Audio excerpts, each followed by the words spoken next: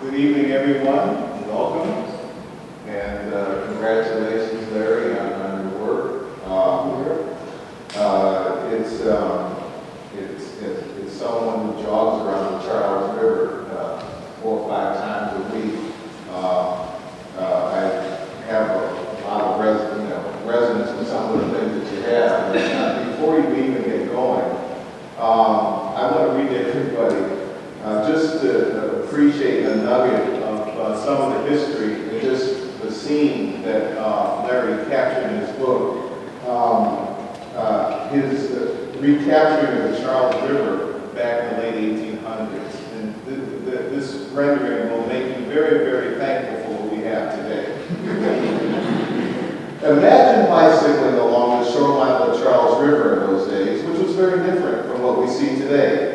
There was no Massachusetts Institute of Technology, no Longfellow Bridge. Well, there's no Longfellow Bridge today. No Sorrel Drive, no Esplanade on the Boston side. There was no Science Museum, no Charles River Dam, which turned the Charles into a recreational boating area. Rather, a cyclist would have seen a vast stretch of tidal flats on which the discharge from a massive slaughterhouse in Whiting festered at low tide. Open sewer pipes dumped into the river from both sides, hardly a pleasant place to cycle. As Carl Hagelin noted in Inventing the Charles River, in the summer of 1892, Old Cambridge was subjected to such disagreeable and probably injurious emanations from the river that people had to close their windows at low tide. Several hundred residents, including many of the town's physicians, petitioned the State Board of Health for relief. Nor was the Boston side any better. Although residents of the water side of Main Street may have enjoyed great views of the river, Back Street, the alley that ran along the river behind the elevated houses, was still a, quote, contemptible scavenger's street. You capture a lot of his social history, gender history, racial history. The one thing that I wanted to start off with you is explain what cycling was about in Boston of the 1800s, 1890s, and around 1900.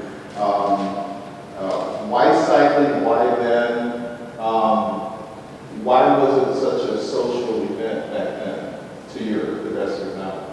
Well, I think it really started as kind of an upper middle class family sport and recreation. In 1879, we used to have modern iteration of cycling with the old high wheel bicycles that many of you undoubtedly have seen.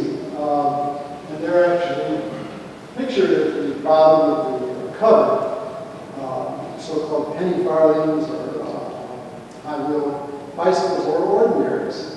And a very select group of men got into it initially for a number of reasons.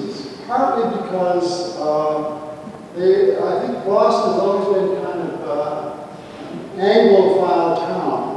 And certainly bicycling started more in England, and they began to import bicycles in Boston for this select group of men who cycled around town, thought it was a great sport, perhaps cycled as a club. In fact, there were several clubs that were illustrated up there. That particular shot was taken on a very famous bicycling event called the Wheel Around the Hub. It took place in 1879. And there they're pictured posing in Hyde Park on their wheels. So that's really where it started. It started kind of in contradiction to some earlier sports like pedestrianism, which was race walking. And pedestrianism had gotten kind of loaded down with a bad taste because of all the gambling associated with it. So these folks were really intent on creating a new sport that would be shorn of all that bad stuff that pedestrianism contained. And that's how they got started. And it just rapidly developed after that. Boston was the center. It emanated from there. The particular ride, the Wheel Around the Hub, was published. The story was published in Scribner's Magazine, which had national circulation, which just like a fire was ignited all across the country. And we here in Boston, like, started. Who knew that walking was such a good about that? So how did you even get interested in this? Well, one short story or a long story? I'll give you the meaning story. I'll give you the meaning story. I've always been interested greatly in the whole aspect of how people get from place to place in two senses, both the geographic sense and in a kind of social sense. I spent a little bit of my younger years as a cab driver here in Boston, and I spent a little bit of time as a merchant seaman, and then I spent a little time riding the rails out west. So that to me sort of exemplifies my urge to see how people get to new places and in the social and physical sense.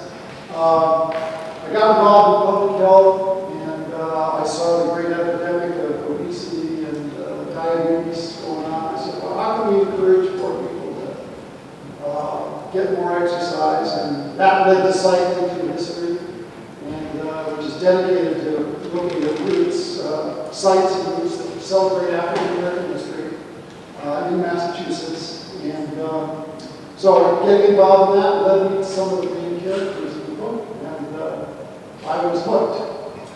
And I've not gotten on the hook yet. Well, a lot of people who like bicycling and history, probably heard of Major Taylor and his racing exploits. But your inspiration for this book was a woman named Katie Knox, and who wasn't actually a racer. And so, why don't you explain to everybody who Katie Knox was, why she was so pivotal to your book, and which in part and parcel explains the cycling phenomenon. Katie Knox is pictured in the middle of the cover. And a very interesting character that really is one of those hidden gems, I think.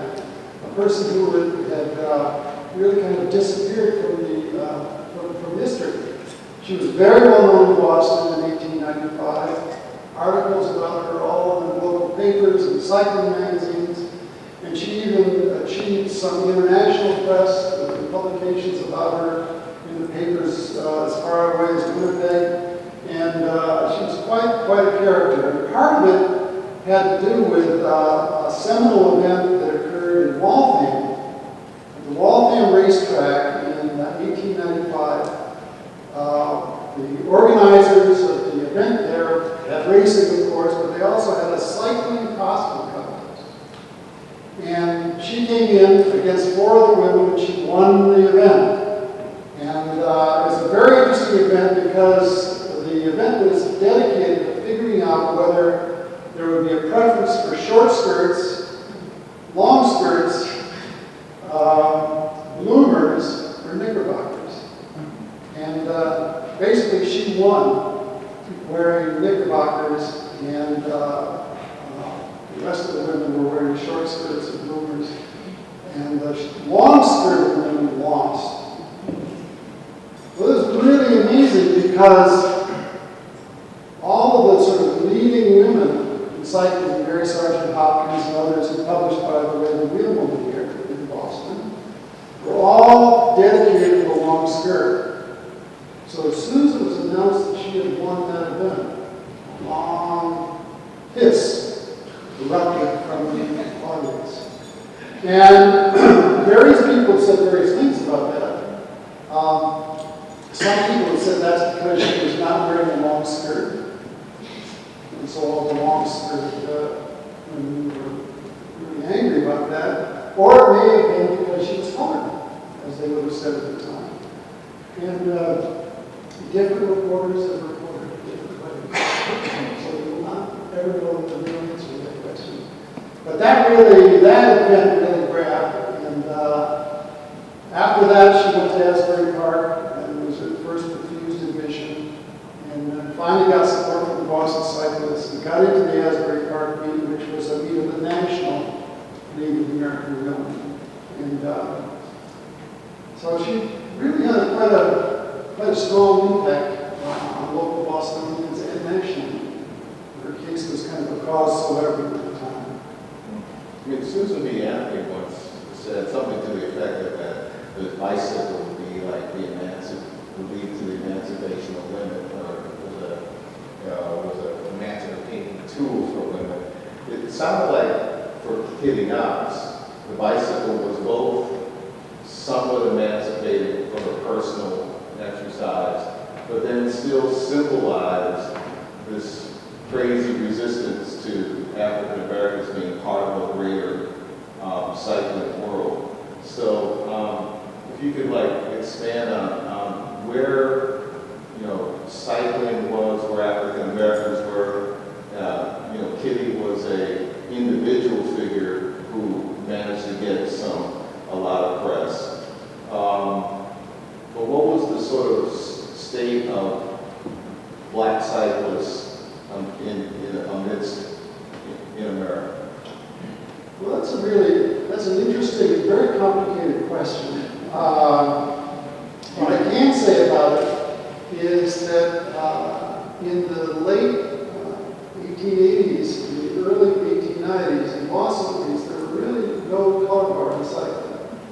I found records of black cyclists who were racing in the 1880s, including one that was quite well known as a tricyclist, and set some records tricycling up Summit Ave in Brookline. For those of you who know Summit Ave, know that it goes up that kind of an angle. And he set some records tricycling there, which were duly noted in the press. Several of them joined the League of American Wheelman. And they stayed in the league until the league passed a color bar in 1894. And that was really passed over the objections of the Boston cyclists, basically pushed by the Southern Cycler, which was a cycling magazine published in Louisville. And for several years they tried to get a color bar, and finally got a constitutional amendment to the league's regulations saying that no black cyclists allowed. Now, Katie Knox had joined just the year before, and so the Boston cyclists argued, well, she was already a member, so you can't throw her out now. And she continued to cycle with the Boston group for a number of years thereafter. Well, I think one of the things that we've talked about is that you were impressed from a historical point of view that if it had been for the Southern cyclists, that there was a minority. It really started the barring of black people from the national cycling organizations. Really, it was started by this minority of Southern folks that, had it not been for them, cycling might have been much more open sport. It might have stayed open, and that really, to me, is one of the lessons in this history, is the power of an organized minority to, with a single agenda or single issue, to get their way. And that's certainly the context of the fact that of the membership in the league, only, as you said, 2.5% were from the southern states. The rest of them were either from border or northern states, and most of whom resisted the color bar. But the majority had other fish to fry.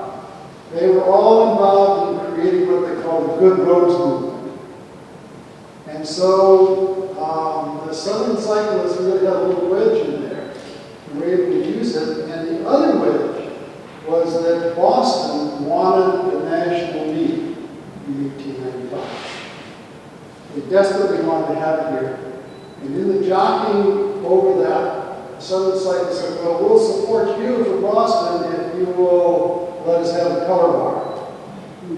And an all-night meeting took place of the entire National League down in New York, and finally the color bar was passed, and Boston didn't get the meet after all. So, there are mixed motives on the part of many of the cyclists, good roads, get the meet here, and on the other hand, there was a determined minority within the league who wanted to push the color bar and find out. And once they got it, it never disappeared until ultimately it was rediscovered and gotten rid of in 1999. Andrew Ritchie, who's one of the historians, and Major Taylor was the one who brought it up to National League and said, no, you're really tonight. And they arrived. I think it probably wasn't even known about for the last 60 or 70 years anyway. Do you have any notion of how many people in a community grow? Because within the book, you quoted Robert Putnam, who wrote the book Bowling Alone, which is, for those who don't know, is about the sort of disillusion of American community, and he used the metaphor of the bowling lane, bowling leagues, which actually I was once part of in Milwaukee, Wisconsin. And you aren't anymore, right? Plus, because I'm not in Milwaukee, Wisconsin. I remember any bowling. But they don't even know what your bowling is here. That's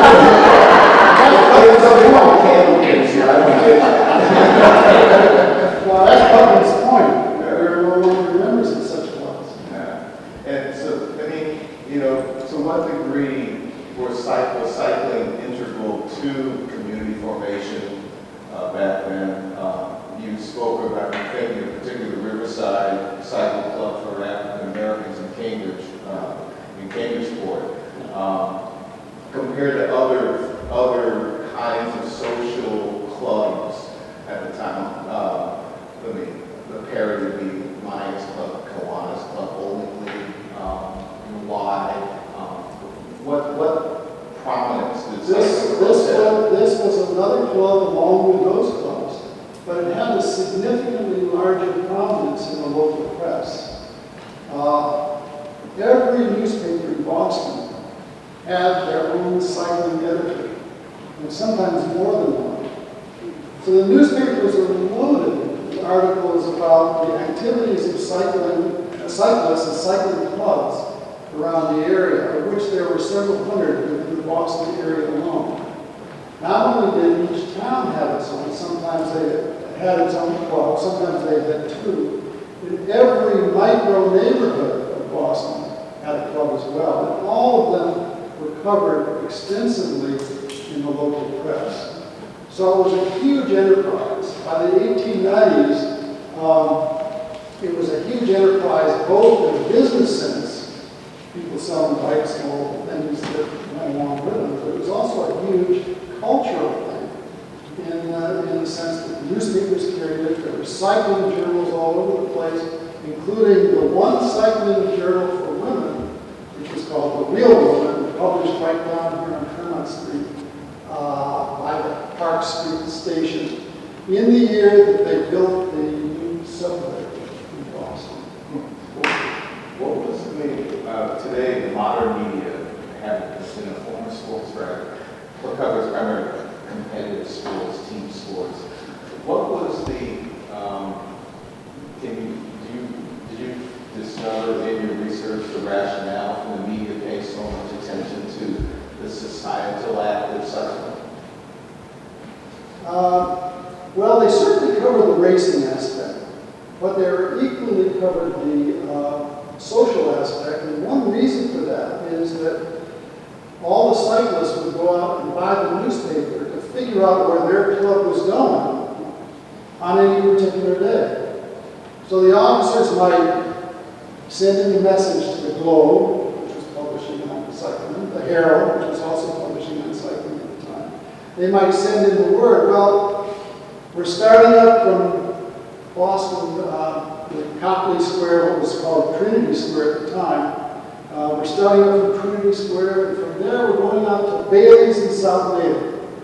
So that sold a lot of newspapers, just that kind of news about where the clubs were going.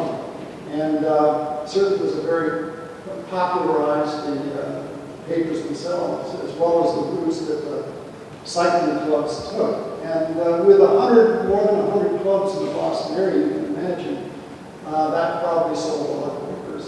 And was this replicated in the rest of the country? It was, although I think Boston, on a per capita basis, Boston had a larger impact on cycling, a larger number of cyclists, and a larger percentage of women cyclists than any other community in the country during the 1890s. I think you have a few slides that kind of depict the era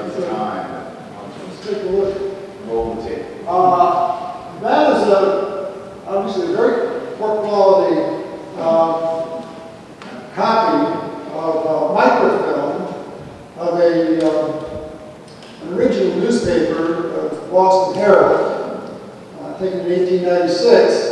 But what's interesting to me is that it exemplifies one of the aspects of bicycling during the time was the idea of a bicycle parade. That was a bicycle parade in Boston. And you'll notice on the side it says there's a big bass drum there. It says Styles and Lynn. That was the Styles bicycling band from Lynn. And there's a big bass drum mounted on a bicycle there. And so the whole band would sort of cycle forth during one of these parades and play just like bands do today without the bicycles. So that was certainly a huge aspect of bicycles, that kind of social aspect of parading, showing yourself off around town, and they were certainly all very much involved in that. Let's take a look at the next. That's an even worse rendition. And that is a very interesting group right there. That is a group which was called the Bicycling Unit, Bicycle Corps of Company L of the 6th Massachusetts Volunteer Regiment. Company L was the only all-black company in the Massachusetts Volunteer Militia in the 1890s. But like all the rest of the militia regiments, each one of them had its own bicycle corps. This one was first. And paraded in Boston, which was very important to its members to be able to parade on an equal status basis with all the other militia and bicycling units. So there they are parading. I think that's probably Comm Ave, maybe Huntington Ave. There they are parading down the avenue. They got great praise in the press for the white enameled bicycles they rode and their precision bicycling, all in line and all together. And also praise from the governor, who was, of course, in attendance. That's how important bicycling was at the time. And he was in the stand reviewing all of these folks bicycling past, and he made the comment that he thought that they were really great, and he was so glad that they were carrying the American flag, unlike all the rest of the units in the parade. So they were a popular unit in the 1890s. And the Riverside Cycle Club, by the way, was almost coterminous with this particular unit. That is, they were essentially the core of the bicycle corps. It was the Riverside Cycle Club from Cambridgeport, which included some really well-known African-American cyclists, including James Harvey Conover and a number of others. Katie Knox was associated with it, although she was not marching with the bicycle corps here, but it was a very important unit. They also had connections with other social organizations like the Prince Hall Masons. Many of them were also members of the Prince Hall Masons. So it shows really to me the interconnectedness and the degree of social connection among people during the 19th century that we lost, perhaps, as Robert Putnam points out, as club life really went down when you started watching TV more. I'm just curious, did people do it out of conscious, like, exercise? I mean, I'm going to be fit. Well, some did. Certainly some advertised, particularly after they had done it for a while, that they had gotten into it for the health reasons. Or was it just a cool thing? Well, it was both. It was really both, and it was also supposed to be kind of a psychological benefit. One very famous local cyclist, a man named Joseph Dalton, who ultimately published a book of poetry, bicycling poetry, also famous because he got expelled from Harvard for burning down the university door. Later on in his life, he talked about how much bicycling had benefited him in getting over a bad marriage. He took up bicycling and he felt much better as a result. So, so it wasn't just physical health that people were after, but also the kind of mental health benefits of cycling. Mary Sargent Hopkins, who was the promoter of women's cycling, promoted what she called the Ride Beautiful, which was not too fast, and certainly with a great deal of grace. So she was really down on women who didn't wear the long skirt, rode men's bikes, and rode either long distances or rode fast. And Katie Knox exemplified all those categories. It should be clear that she was one of several people who did periodic century rides. Right? Oh, Katie Knox did, and there was a very interesting incident with that, and that when she came back from Asbury Park, that fall, the fall of 1895, there were several century rides, which are 100-mile rides. In one day. In one day, that took place, and she was involved in several of them. One of the Boston clubs tried to exclude black cyclists from their century ride, including Katie. And there was a huge fight over that, a court fight over it, and ultimately, based on the public accommodation statutes, although it's hard to see how they could want to fight, how they could define a century bike ride as a public accommodation. Nevertheless, that was what the suit was about. And one of the prominent local branches of one of the national clubs, the Century Association, Century Riders Association, made a very big point of inviting her to be a part of their century ride here in Boston, on the North Shore. So it's a very mixed bag. Some of the clubs were favorable to Katie Knox and the rest of the black cyclists, and others were not.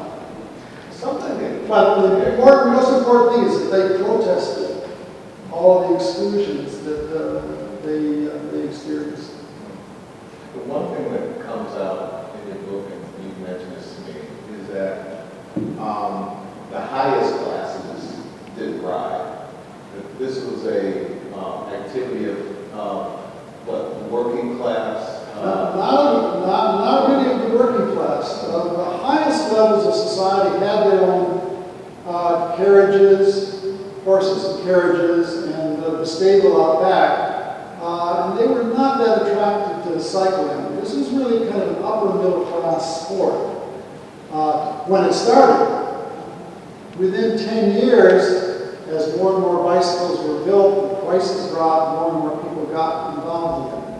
The working class, if you will, factory operatives and such, never really got involved in cycling in the 1890s. They were always, one thing, they were quite busy at work. Another thing to work in the factory. So they didn't particularly get involved in cycling. I think you have a slide to this. While there have been books written on Mary Taylor himself, you still captured something that really, I think, still sums up the time and the era of both a black person being allowed to participate in sports and yet the craziness all around it. And I'll just read it. Maybe we can call it the slide, the slide. Go to the next one. There we go. Yeah. Is it this one? I think. No, it's not before that. Okay. So this is a competition that Taylor was in. I'll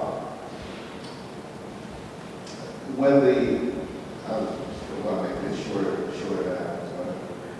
Let me just introduce this everybody. That's Major Taylor up there as part of the Boston Pursuit team, which was the first integrated sports team in America, as far as we know. There he is with his teammates, Frank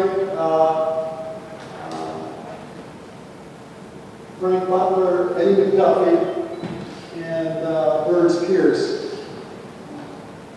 And Matt Butler as well. Yeah. So there, at the time, there was in 1898, there was an event where on this team, Taylor was barred from the competition in St. Louis at first, but then was allowed to participate.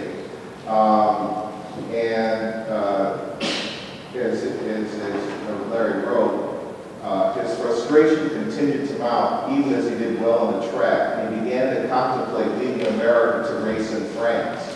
That sounds familiar. James Baldwin, many other folks, jazz artists, although he would have to contend with the French tradition of racing on Sundays. Taylor's fellow Boston Pursuit team member and circuit racing rival Eddie McDuffie suffered personal losses in early 1898. A stillborn baby boy within 2 months of death of his young wife, Bessie, because of pure imperial septicemia. He threw himself back in the race, agreeing to a 30-mile race against Taylor at the Cambridge Cycle Park. Promoters ballyhooed this as a, quote, as a black and white race, and played up the theme. They even produced lapel pins labeled black versus white and showed opposing headshots of Taylor and McDuffie. Before a crowd of 13,000, the band struck up the warmest baby in the bunch when Taylor came onto the track, and with McDuffie gliding out, the tune was changed to All Coons Look Alike to Me. The famous songwriter George Cohen composed The Warmest Baby in the Bunch in 1897. It was then used in the early film Yankee Doodle Dandy. The song was filled with the black stereotypes of the time. Ernest Hogan composed All Coons Look Alike to Me. He was a black dancer, musician, and comedian, the first African-American entertainer to produce and star on a Broadway show and helped create the musical genre of ragtime. Before the race, Taylor and McDuffie were both recipients of Hanson bouquets and shook hands. At the sound of the pistol, Taylor jumped and caught his quad, steered by Crooks. McDuffie had a quint steered by Callahan. McDuffie won by a lap and broke 22 world records for various distances while he was at it. So, if you can just sort of capture, what did that speak to you as a researcher of a competition, yet so imbued with race or racism, and what you gleaned from what black people, was that race looked at by hundreds of black people in Cambridge or Boston at the time, or what meaning did it have beyond just capturing it on paper? Very likely it was looked upon by large people of African Americans at the time. Given that the location of the track was directly adjacent to a very large concentration of African Americans in Cambridgeport, and in fact the headquarters of the Riverside Cycle Club. So they would very likely have been at that event. What is the issue? To me, it's complicated because clearly he was a well-known, Mickey Taylor was a well-known racer even at that time. He had really struggled in the Midwest due to the racism he experienced there. Eventually moved to Worcester and cycled a lot in Boston, raced a lot in Boston. And in the preparation, the run-up to this well-heralded meet between the Boston Pursuit team and the Philadelphia Pursuit team, he was very active in the tryouts, won the tryouts, and was therefore placed on the team, and did very well with it. But the fact is that there was the other side of it, which is that they both cooperated, and I like this thing, they cooperated as teammates, but they also competed fiercely on the track, and there were many head-to-head matches between Taylor and McDuffie. And this particular one is very interesting to me because it shows how the promoter played up that aspect of it by creating the pins for all entrants to the track, black versus white, which sort of anticipates then other events like that in boxing, for example, Jack Johnson, and so on. It became kind of a theme that was carried through athletics over the next several decades. Magic Johnson, So, and I think the other interesting aspect that you run across there was the problem that he had. He had two problems, maybe retailer of two problems. One of which was that because he was a professional racer, he wanted to win and get enough points to achieve a national championship. But he was already excluded from some of the southern tracks, and some of the other tracks were kind of on the border, like St. Louis. So he found it almost impossible to win the national championship because of he could not amass the points that he needed. And that's one of the reasons why he began to think about going elsewhere, to Australia and France. The problem with France was that they wanted to race on Sundays. He was a kind of a religious person and said, I don't want to race on Sundays. He was very firm about that. And so the negotiations went on for quite a long time until he finally was able to achieve some kind of agreement. We went to France and raced there quite successfully over a period of years. The other thing about Sunday racing is that lots of folks here objected to it. And for a while, the League of American Wheelman actually had a little clause in their constitution that said you can't do it. Sunday racing was also supported heavily by the Southern Wheelmen. And it was not just because of religion. It was also because they were afraid that if Sunday racing occurred, then the sort of lower orders would flood the racetracks. The reason for that was if you were of a somewhat higher class, you didn't work on Saturday. So you could go to Saturday races, but the working class, the factory people, worked on Saturdays. So the only day they would have to go to the bicycle track would be on Sunday. So let's keep Sunday racing out of it. We want to attract those lower orders to our sport and all of the gambling and all this and that might go on. As intense as this period was for the last 2 decades of the 19th century, it died fairly quickly, petered out fairly quickly. What happened? Well, that's a big story.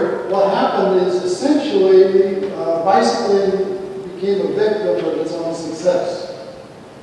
In the sense that lots of manufacturers got into it, built lots of bicycles, flooded the market, prices dropped, more and more people got involved in bicycling, and the sort of social class composition changed.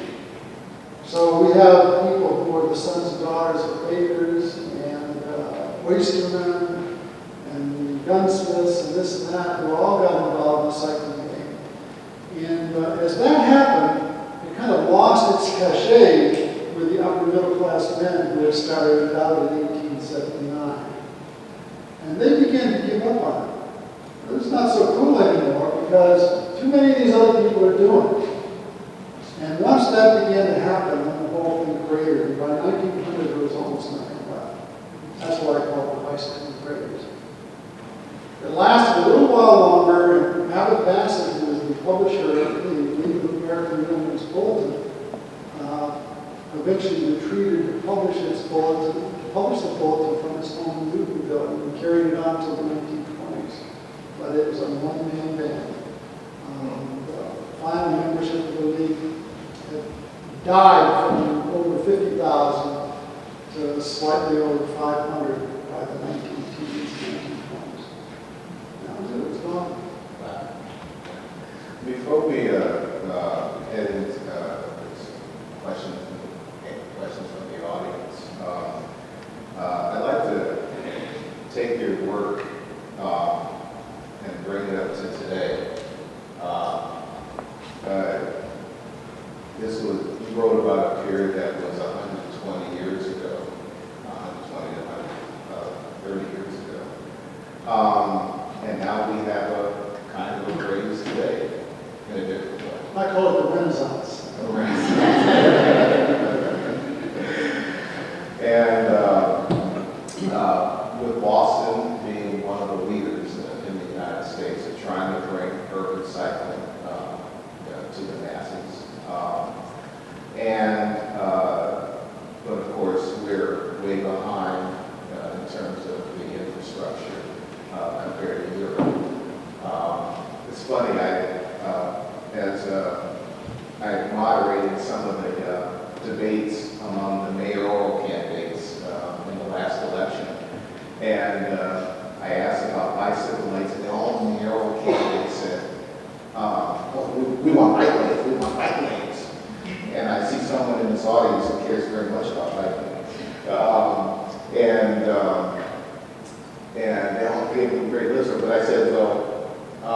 going to be the person who can say that parking slot should be taken?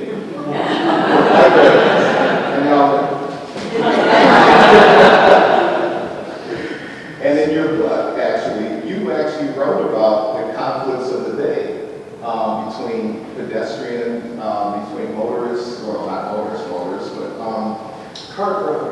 yes, car drivers. And I'd like to just take something that actually could be, you could do this today almost.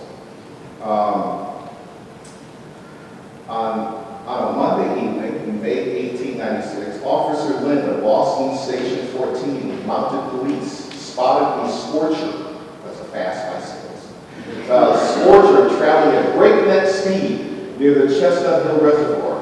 After a warning went unheeded, Lynn somehow chased down and arrested Frank Mayo, one of Boston's leading professional racers, for violating the law against fast riding.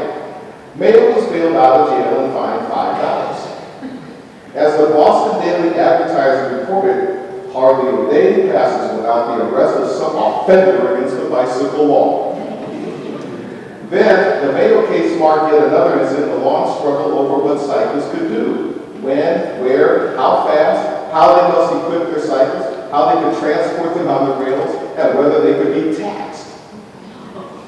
And then you wrote about the thoughts about whether there should be bike lanes in the Olmsted parks.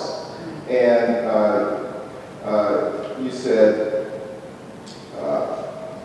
in 1896, cyclists led by Sterling Elliott, Boston-based president of the League of American Wheelman, again strongly supported conversion of the bridle paths to cycle paths. Sound familiar? They argued that the imbalance between horseback riders and cycles noted in the 1894 observations at Franklin Park would only increase. They also raised the safety factor as the Boston Journal headline, quote, "Accidents will be avoided if change is made." They claimed it was extremely dangerous for any but an expert rider to wend his way through the moving throng of carriages. Substitute carriages for SUVs, you got it. So this cities like Boston, Seattle, Portland, Chicago are undergoing significant infrastructure changes to try to make cycling happen. And I think your work is relevant to think back to the racism of that time, because in some cities, issues of class and race are bubbling just beneath the surface, and in some cities have actually come a little bit above the surface.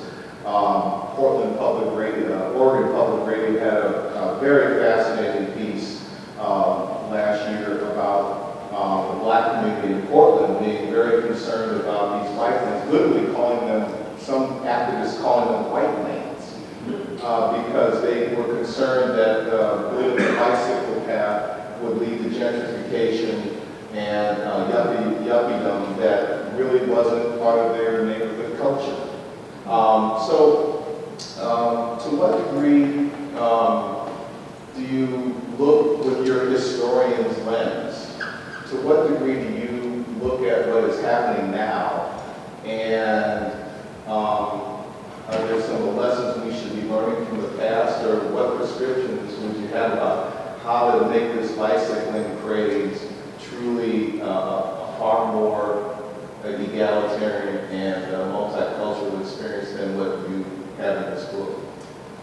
Well, let's take a step back first and realize that there were huge fights over bicycle tracks even in the 1890s. There was a proposal put forward that have a bicycle track diagonally across Boston Common for the safety of bicyclists, because otherwise they had to go around the common, up the hill, to get to their offices on the other side of Boston Common. And I can tell you that from what I've seen in descriptions of that, that was not an easy task, particularly when it was wet. And you can imagine the slipperiness of the Beacon Street going uphill there to the State House.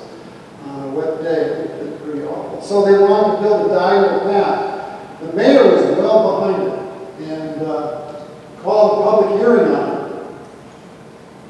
And huge crowds showed up, absolutely angry that anyone would think of putting a bicycle track across Boston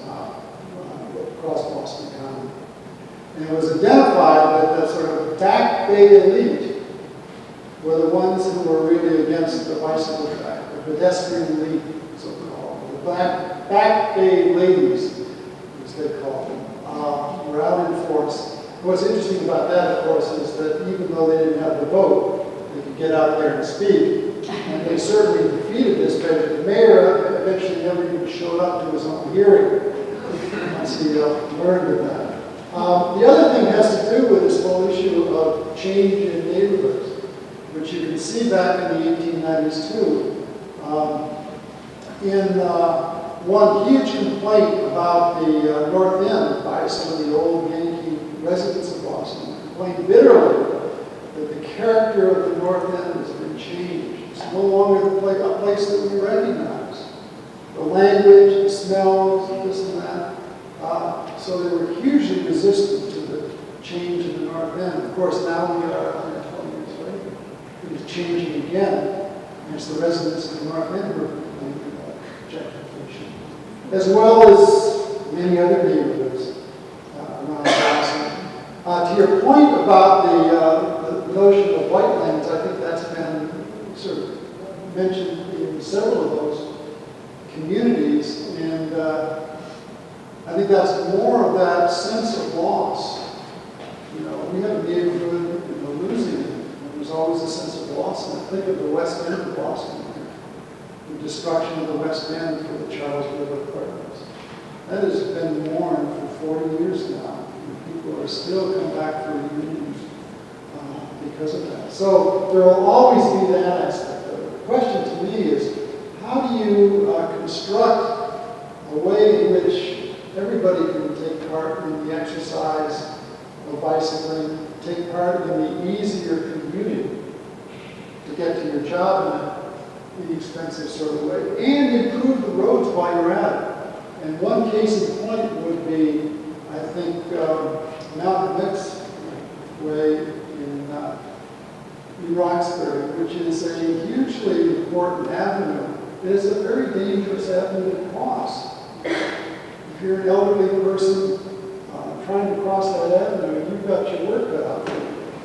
And I think the hope is that if bicycle paths are built, bicycle tracks are built on that kind of a way, improvements will be made that will slow traffic, create refuge islands, or other ways in which it will help pedestrians in the community as well. So I think that's the way to look at the sort of the facts of the case. I think it's also helpful that, I think it was in Seattle or Portland, one of the leading figures in the local community there was the president of the local Black Women's Bicycle Club, played a very big role in leading the effort to think through how this community could institute bicycle tracks in a way that was respectful of the community that they were going through. And I think here in Boston, they've done something quite groundbreaking on a national level where you can, physicians can prescribe a subscription to the bike share program at Boston Center. So things like that might help democratize cycling. Yeah, it's my dream as a resident of Central Square that one day I can bicycle on a bike path. You don't play Cambridge sport? I'll play it. All right. That's one of the headquarters. That was the headquarters of the Riverside Cycling Club. I want to associate you with that. Please. Before we take some questions from the audience, I believe there are relatives of the descendants of some of the characters and figures in this book, and so, sorry, would you like to introduce them? Let me introduce a couple of people. I will introduce the name of the ancestor, and I'd like to have them just stand you can greet them later on when we get into our cocktails or whatever they're serving tonight. First of all, Major Taylor.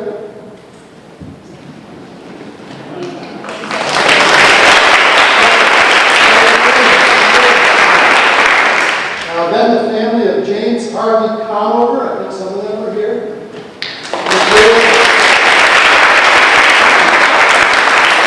And I know at least one family member, Joseph Gardner Holmes, who was also a member of the Riverside Club. And I believe someone here, a relative, in fact a grandnephew of Eddie McDuffie, who was both Major Taylor's teammate.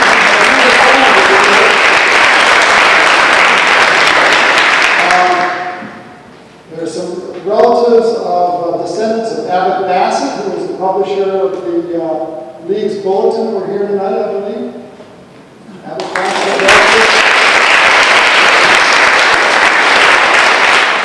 Several relatives of Katie Knox are here. Descendants.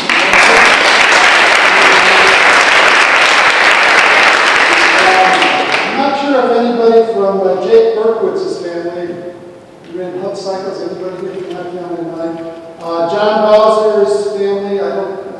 His great-granddaughter-in-law sent her regrets. James Linscott. Anybody from the Linscott family? And Lynn Scott sent her regrets. She could not be here tonight. Anybody from the William Shakespeare family? Okay. William Shakespeare was the president of the Waltham Cycling Club in the 1880s and 1890s.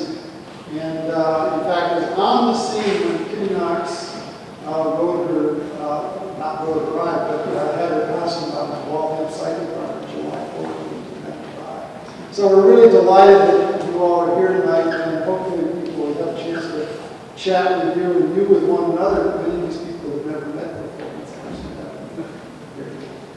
Thank you. Any, how much time do we have for questions? Okay. Any questions from the audience? You mentioned road improvement in cycling, and I'm trying to imagine riding on cobblestone streets, dirt roads, and horse manure. So how it work? And then it's 100 miles of that?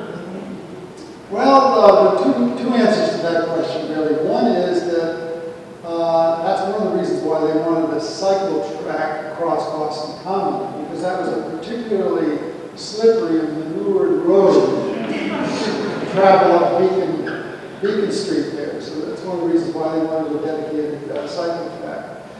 In fact, the roads in Boston were probably as good as they were in the country, because they had begun to macadamize the roads, and I don't mean tarring them, I mean sort of a hardened surface, hardened stone surface to the roads. So the roads here were actually fairly good compared to the rural areas where they were terrible, and compared to a lot of other parts of the country. And I think that's one of the reasons why Boston cycling really jumped out right at the beginning, was because of the relatively good quality of the roads. The other aspect of that, just quickly, is that the big wheel bicycles actually were fairly stable on the road. Imagine they could ride over the ruts to some degree. The only problem is, of course, if you hit a stone, you would take a hit, and you had a lot further fall than when they got into safety bicycles. So I hope I answered you. I'm Ann Lusk from the Harvard School of Public Health. Mary knows the work. We certainly also know the work. And I came tonight to say the good news that starting in 2010, we've been working in Roxbury, Matt, and Dorchester to learn from those residents what bicycle environments they would like. And this has been working in full partnership with the City of Boston, talking to Nicole all the time.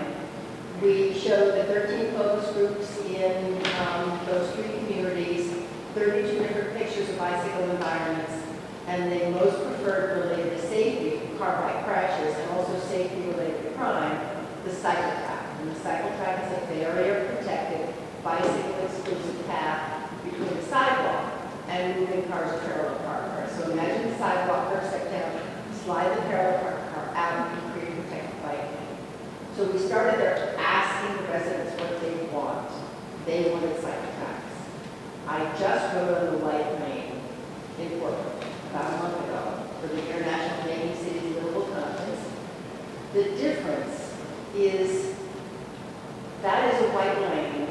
The white bikers are buying up the real estate to put in high-end apartment buildings, high-end coffee shops, high-end restaurants. The beauty about what we're working with the city of Boston on a cycle track on Malcolm X Boulevard is that creates 18 miles of off-road bicycle facilities in Roxbury with the southwest corridor of Melanie Cass South Bay Harbor Trail into the South End, in the Innovation District, but it also connects to Dudley Square.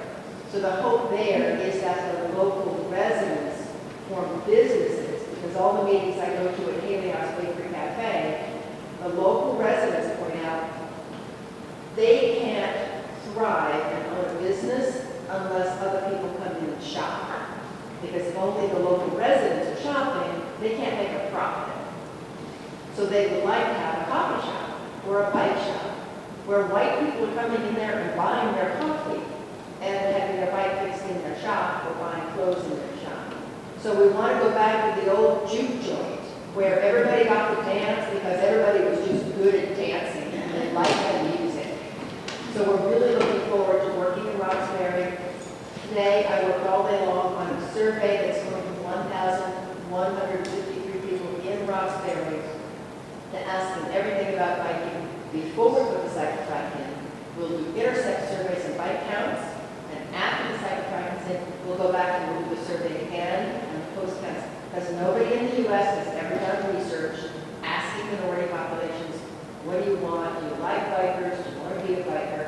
So we're so overjoyed to have Boston and have extremely willing participants here. The final point, we even wanted to put mints in the survey, so we had to work with the Roxbury Post Office to say, can we put mints in the survey? And they said, yeah, we'll even hand stamp it. No, that actually, having read and talked to people on the debates that have gone on in Chicago and other places, it would definitely be a step different. I mean, Chicago, you think of all places, a city that is 50% African American and Latino, those communities felt just as left out as any community in the country from Emmanuel's plan for the bikes, because the bike shares came to the north side first and just now trickling over to the south side. So hopefully that will work. Yes. I just like to ask a question connected with the history we represent here at the museum. There is, as everyone in this room I hope knows, a Black Heritage Trail that highlights the abolitionists, the people, places, and events of the 19th century in terms of ending slavery. I came across a website that talked about the Underground Railroad Bike Trail that's in Pennsylvania, and it goes quite a few miles, if you will.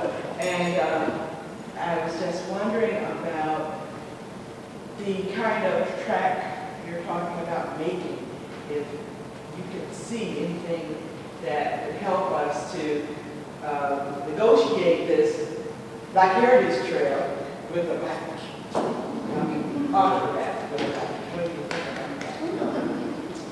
I know there's cyclists.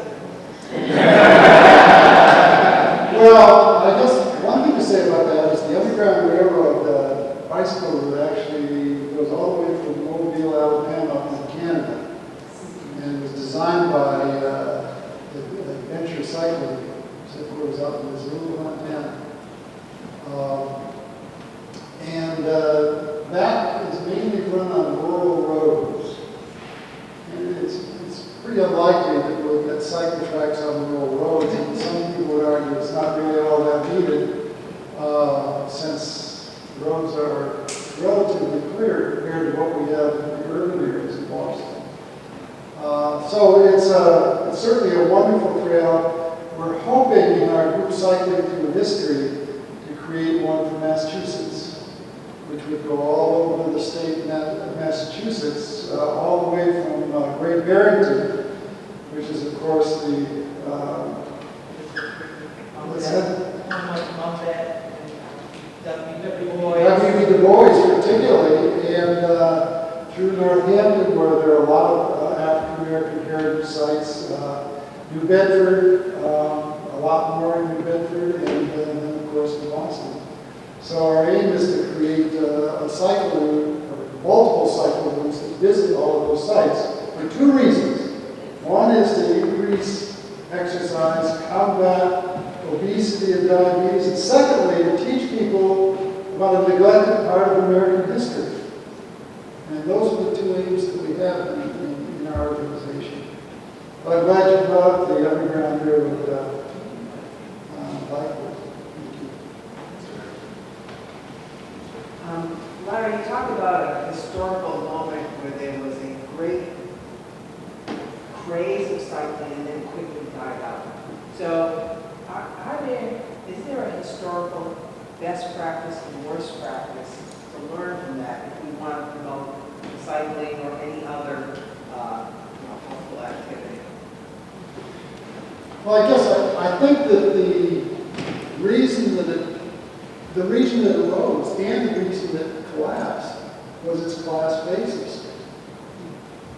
It started with the upper middle class, gradually filtered down, so to speak, and at a certain point it became not the cool thing to do anymore. And that's why it collapsed. I mean, in addition to which, the coming of the automobile confirmed that collapse. And the fact that in the 1890s, another thing was happening in Boston, which was the streetcars were being extended out into the suburbs in a very big way. And so people have some alternative means of transportation.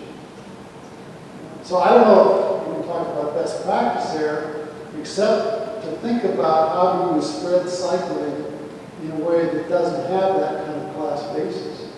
Clearly it still does to some degree. We're going to deal with that. That's interesting because now things are cool until they get to the upper middle class and then they become uncool. Well, I was telling Derrick a little story earlier tonight. And let me share it with you too, because there's not only the fact of bicycling, but there are also bicycling styles. I was in Franklin Park for one of the events down there, bicycling event. And while I was there, a small group of African American men, probably in their 50s, came riding along and stopped, and I engaged them in conversation that we usually do, advertising my book. And I talked to them about how long they'd been cycling. They said basically forever. But what was characteristic about them was that two of them had large boom boxes on the back of their bikes. And I can tell you, from my own experience, cycling around Concord and Lexington and Acton and places like that, you will never see. What about icons? Well, that's exactly the point. It makes, of course, it's not the safest thing to do, but a very different kind of stylistic way of riding, clearly popular, at least among some parts of the population. I also told Derrick that I'm now working on a second book called The Renaissance of Boston Cycling, starting in the 1970s, and there are some very neat old pictures of the 1970s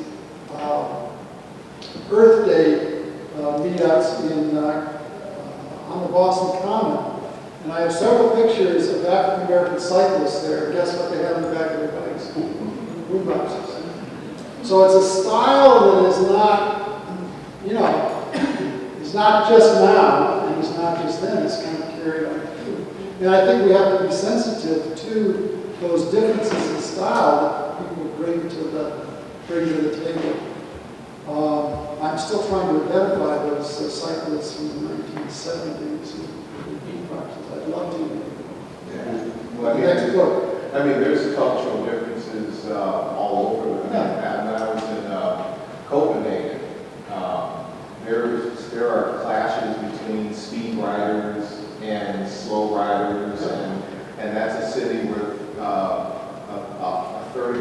population commutes to school or work.